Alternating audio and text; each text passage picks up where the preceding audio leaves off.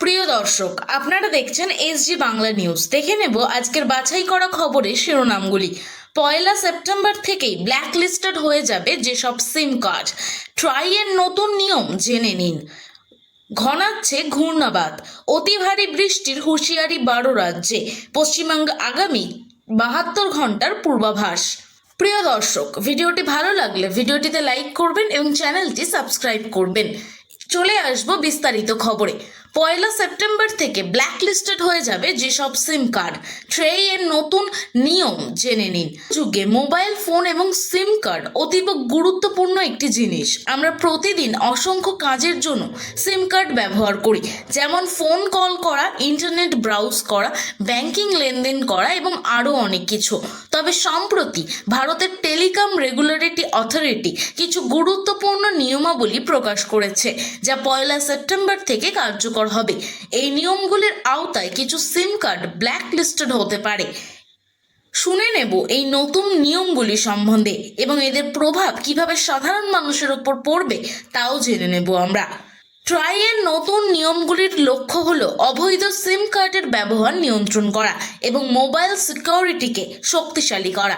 Cyber crime এবং অবৈধ কার্যকলাপের সংখ্যা বৃদ্ধির প্রেক্ষাপটে এই পদক্ষেপগুলি খুবই প্রয়োজনীয় হয়ে উঠেছে। নতুন নিয়ম অনুযায়ী যেসব সিম কার্ডগুলি মিথ্যে তথ্য বা জালিয়াতি করে ব্যবহার করা হয়েছে সেগুলি ব্ল্যাক লিস্টেড হবে। এছাড়াও যদি কোনো সিম কার্ডে সন্দেহজনক কার্যকলাপ পাওয়া যায় তবে সেটিও ব্ল্যাক লিস্টেড হতে পারে। ট্রাইয়ের নির্দেশিকা অনুযায়ী টেলিকম অপারেটরদের এখন থেকে এই প্রক্রিয়ায় আরও সতর্ক হতে হবে। নতুন সিম কার্ড ইস্যু করার আগে গ্রাহকদের পরিচয় ও অন্যান্য তথ্য যাচাই করতে হবে। যদি কোনো গ্রাহকের তথ্য অসম্পূর্ণ বা জালিয়াতি প্রমাণিত হয় তবে সেই সিম কার্ড ব্ল্যাক লিস্টেড হবে।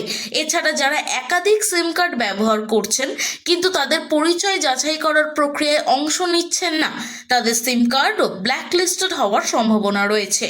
এই নতুন নিয়মগুলির কারণে সাধারণ গ্রাহকরা কিছু সমস্যার সম্মুখীন হতে পারেন। যদি কোনো গ্রাহকের সিম কার্ড ভুলবশত ব্ল্যাক লিস্টেড হয়ে গিয়ে থাকে তবে তাকে পুনরায় সিম কার্ড আবেদন করতে হবে, যা সময় সাপেক্ষ হতে পারে। এছাড়াও অনেক ক্ষেত্রে গ্রাহকদের প্রমাণপত্র বা পরিচয়পত্র প্রমাণ আপডেট করার প্রয়োজন হতে পারে। তবে দীর্ঘমেয়াদে এই নিয়মগুলি গ্রাহকদের সুরক্ষা এবং ব্যক্তিগত তথ্যের সুরক্ষায় গুরুত্বপূর্ণ ভূমিকা পালন করবে। এবার দেখে নেব ব্যবসা এবং প্রতিষ্ঠানগুলির ওপর কিভাবে প্রভাব পড়বে। ব্যবসায়িক ক্ষেত্রে এই নতুন নিয়মগুলি গুরুত্বপূর্ণ প্রভাব ফেলবে। অনেক প্রতিষ্ঠান তাদের কর্মচারীদের জন্য একাধিক সিম কার্ড ব্যবহার করে থাকে। এখন এই সিম কার্ডগুলির সঠিক আবেদন এবং ব্যবহারের ওপর নজরদারি করতে হবে। যদি কোনো সিম কার্ড ব্ল্যাক লিস্টেড হয়ে যায় তবে তা ব্যবসার কার্যক্রমে বিঘ্ন সৃষ্টি করতে পারে।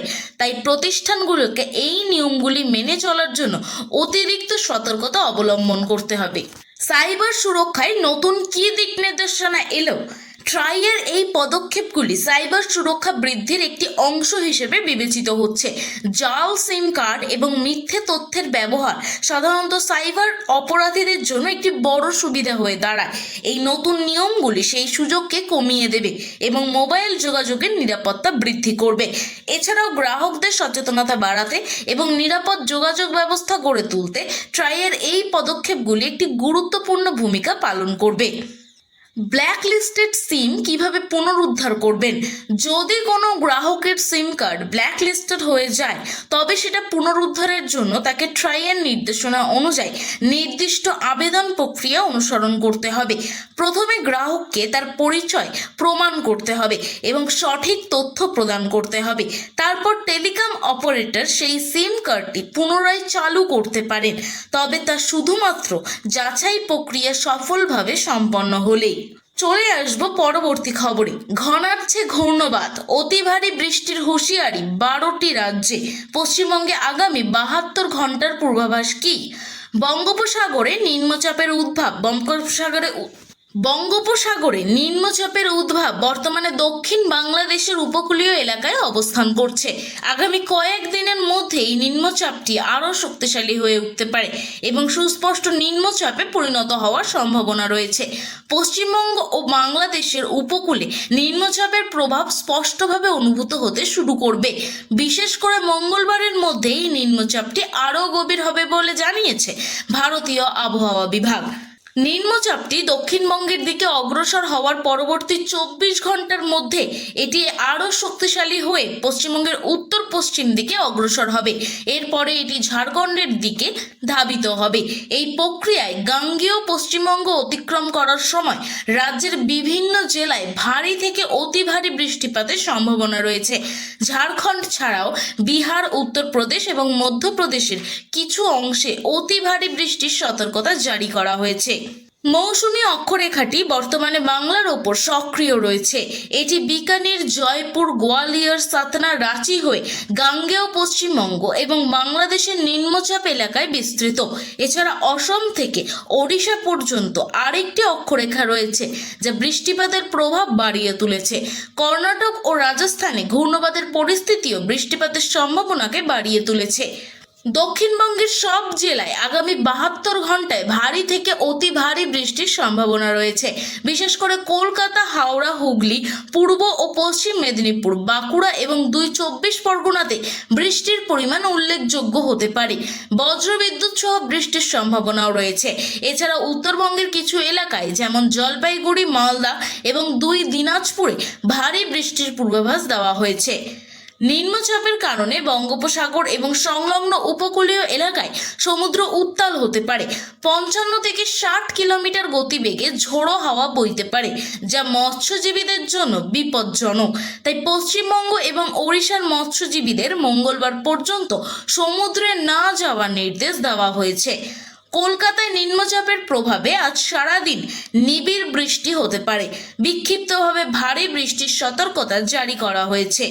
উত্তরবঙ্গে সোমবার থেকে শুরু করে বুধবার পর্যন্ত বিভিন্ন জেলায় বজ্রবিদ্যুৎ সহ বৃষ্টি হতে পারে। কালিম্পং, আলিপুরদুয়ার এবং জলপাইগুড়ি জেলাগুলিতে ভারী বৃষ্টির সম্ভাবনা বেশি। উত্তরবঙ্গে সোমবার থেকে শুরু করে বুধবার পর্যন্ত বিভিন্ন জেলায় বজ্রবিদ্যুৎ সহ বৃষ্টি হতে পারে। কালিম্পং, আলিপুরদুয়ার এবং জলপাইগুড়ি জেলাগুলিতে ভারী বৃষ্টির সম্ভাবনা বেশি।